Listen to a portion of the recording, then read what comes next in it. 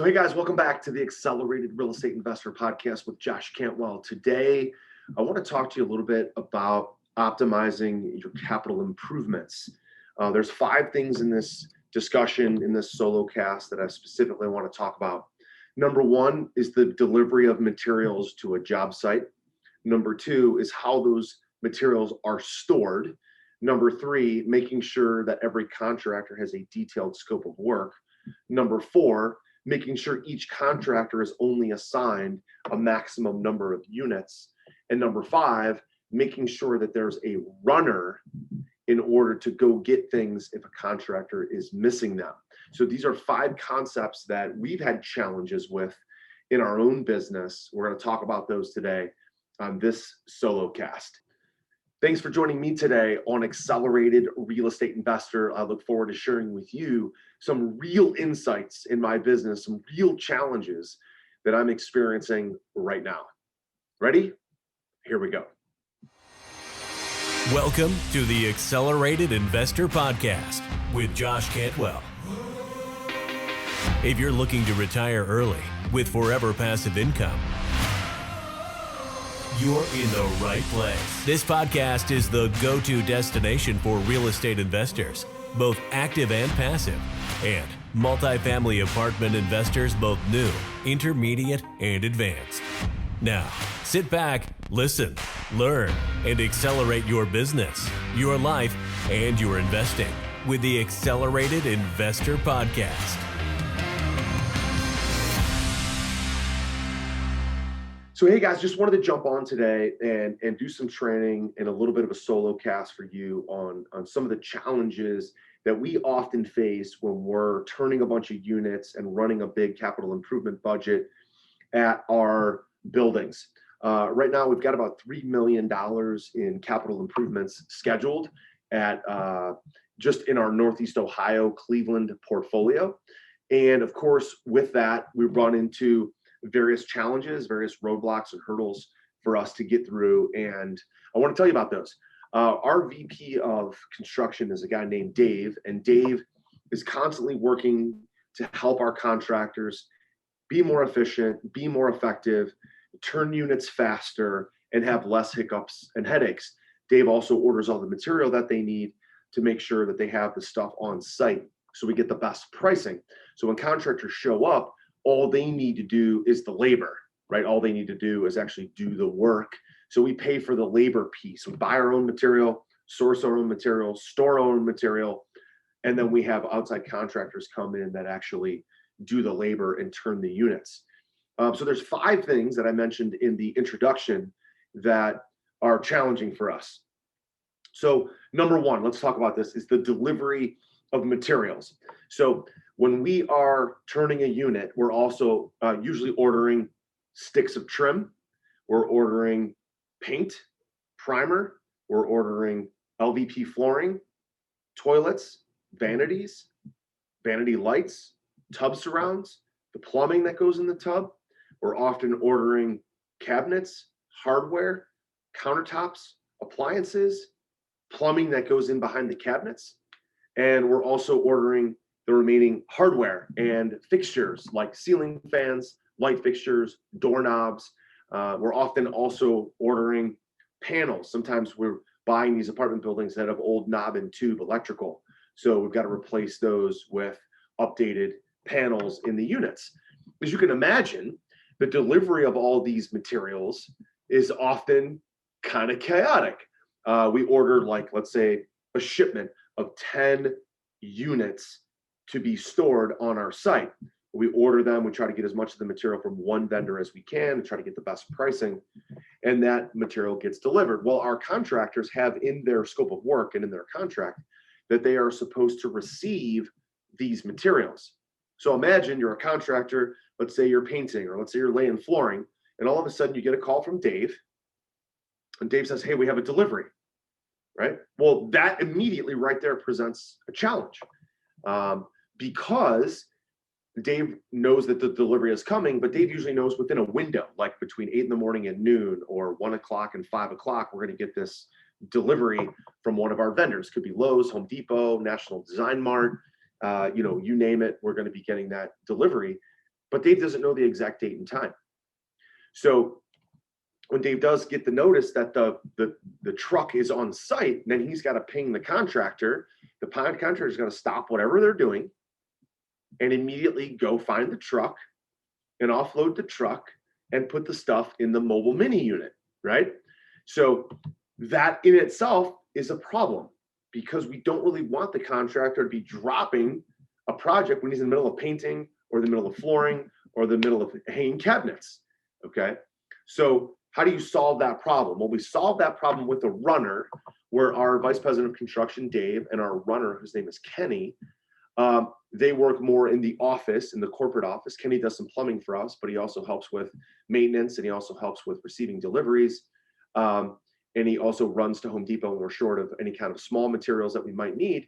So we've solved that problem by having our runner basically receive the delivery. That way, the contractors just can keep working in the units.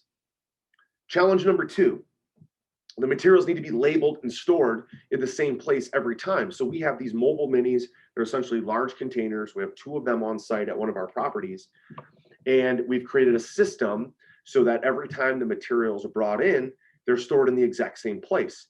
Because there's a difference between, let's say, an 18-inch cabinet, a 24-inch cabinet, and a 32-inch cabinet or a 36-inch cabinet, okay? There's a difference between 5.5-inch trim and 2.25-inch trim. There's a difference between the plastic vinyl trim, okay? All this stuff needs to be labeled. There's different sizes of P-traps. There's different sizes of granite countertops. There's different types of doorknobs. There's different types of light fixtures and ceiling fans. So in the past, you get this stuff delivered, you really also don't want to notify or have your local building department know that all this stuff is being delivered, because even though we don't need permits for this stuff, you just don't want these guys kind of snooping around. So the mobile minis, these big storage containers, they obviously give it away, right? That we're working on the units, and you don't really want the inspector from the building department, kind of floating around your building. So we want to make sure now that if the inspector does show up, that all the materials are labeled. So we have labels above all the different types, so everybody knows these are where the 18-inch cabinets go. These are where the 32-inch cabinets goes. This is where the 5.5-inch sticks of trim go. This is where all the LVP goes. This is the color of LVP because we have a couple different types. That way, when a contractor needs material, they just walk in and grab it so they can run it right back to the unit and slam it in. Are you ready to automate and explode your real estate investing? We're searching for extremely motivated individuals who are sick and tired of wasting time and want to finally see real results from their real estate investing business. We're searching for investors looking to get to the next level and become a bigger, better version of themselves while being a more successful real estate investing entrepreneur. Apply for mentoring and coaching at joshcantwellcoaching.com/podcast. That's joshcantwellcoaching.com/podcast. Okay. Number 3, one consistent challenge that we have is every unit must have a written scope of work. Okay. So the way we run our business is that Freeland Properties is the investment company. That's the company that's buying the apartments. And Freeland Construction is essentially, we also own that company, but Freeland Construction is essentially a third-party construction company. So Freeland Properties is the client. Freeland Construction is the contractor. Freeland Properties hires Freeland Construction to do the work. So Tyler, who's one of my partners, he must sign a written scope of work from Freeland Properties and hand it to Dave or email it to Dave, right, with a signed authorization to start the job and exactly what needs to be done. Okay, we don't want to have change orders in the middle of a deal. We don't want to have change orders in the middle of a job, right? So you can't text scope of works, can't text change orders. All needs to be in writing. This way, everybody knows exactly what was paid for and supposed to be done. You'd be surprised when you're turning 100 units at a time, like we are right now. We have 100 units that we're turning. How how quickly it can spin out of control and turn into a disastrous situation when people are texting back and forth change orders. I realize it's faster. I realize it's more convenient, but it's much less efficient. Okay, number 4. Each contractor must be assigned only 2 units at a time. Okay, so the way we figure, a group of 4 guys can turn a unit in a week. Okay, so remember that. A group of 4 guys, a couple carpenters, somebody laying flooring, electrician, plumber, 4 guys can turn a unit, literally hard turn, which is usually $7,000 to $10,000, can turn that in basically a week. Okay, so we're not going to give a contractor any more than 2 units at a time. So they have work for this week and they have work for next week. So if they've got a group of 4, contractor, they got a team of 4, you get 2 units. When you're done with those 2 units, you get 2 more. Okay, if you're a general contractor, and let's say you have 4 crews, okay, and those crews are full-time, and each one of those crews has 4 guys, then each one of those crews can have 2 units. So that's a total of 8, okay? But we've realized that knocking out these units can become a challenge when any group is assigned more than 2 units at a time. Also, let's say you have 40 vacancies. You buy a building, you have 40 vacancies. Okay, let's say it's a 400 unit. You've got 10 vacant units. You're going to turn those units. Well, I would rather have the first 2 units done and leasable and have that done in 2 weeks than have 10 units and have those 10 units take 10 weeks. Okay, it just doesn't make any sense to do any more than 2. Okay, and finally, number 5 is contractors, no matter how much stuff you store on site, you're always going to have some parts that are missing. The exact parts, the specific size of the faucets, the specific size of the P-traps, the specific size of some of the plumbing fixtures, the specific size of the doorknobs and handles, specific size of, almost anything, depending on the unit, can be different. So you're going to store a lot of it, but at some point, the contractor is going to need something that's not sitting in your storage locker. Okay, you're going to need it from somewhere else. And so again, Kenny, this is where Kenny comes back in. We want the contractor to stay in the unit working. We don't want them making a run to Home Depot. Okay. So again, Kenny becomes a valuable part of the team because Kenny, as soon as he finds out that we need some sort of custom or specific item, he can run to Home Depot, Menards, Lowe's, typically find that, grab it, and then run it right back to the shop so the contractor can quickly install it.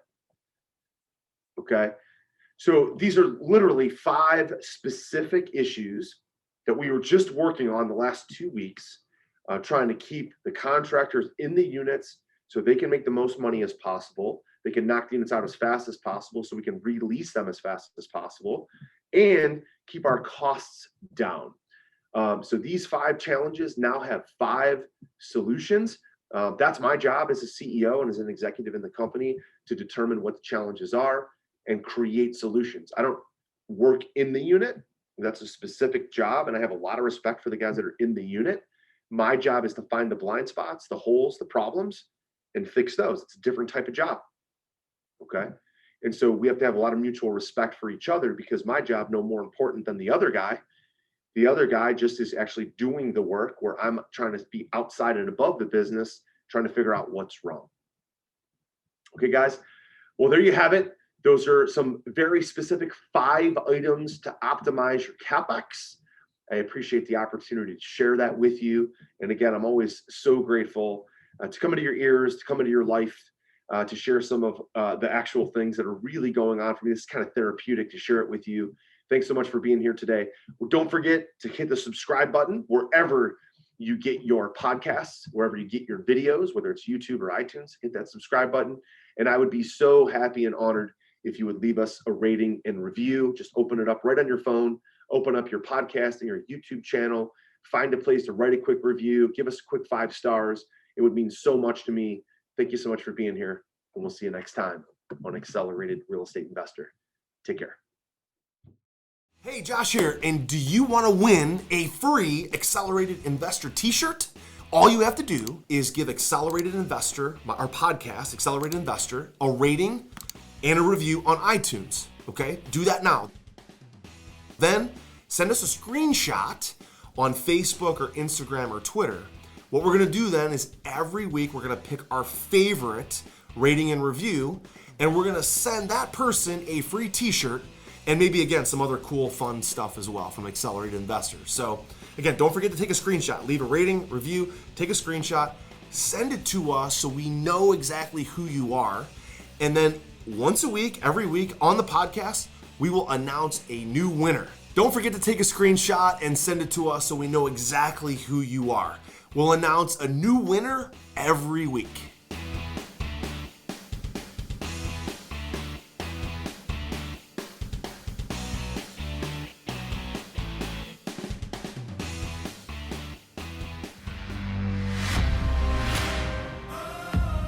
You were just listening to the Accelerated Investor Podcast with Josh Cantwell. If you enjoyed this episode and learned something new, help us build the AI community by leaving a review and 5-star rating on our iTunes podcast channel. Also, don't forget to subscribe so you never miss another episode. To see passive investing opportunities, visit freelandventures.com/passive. To start your journey toward the lifestyle you've always dreamed of with multifamily apartments, apply for one-on-one coaching with Josh at www.joshcantwellcoaching.com.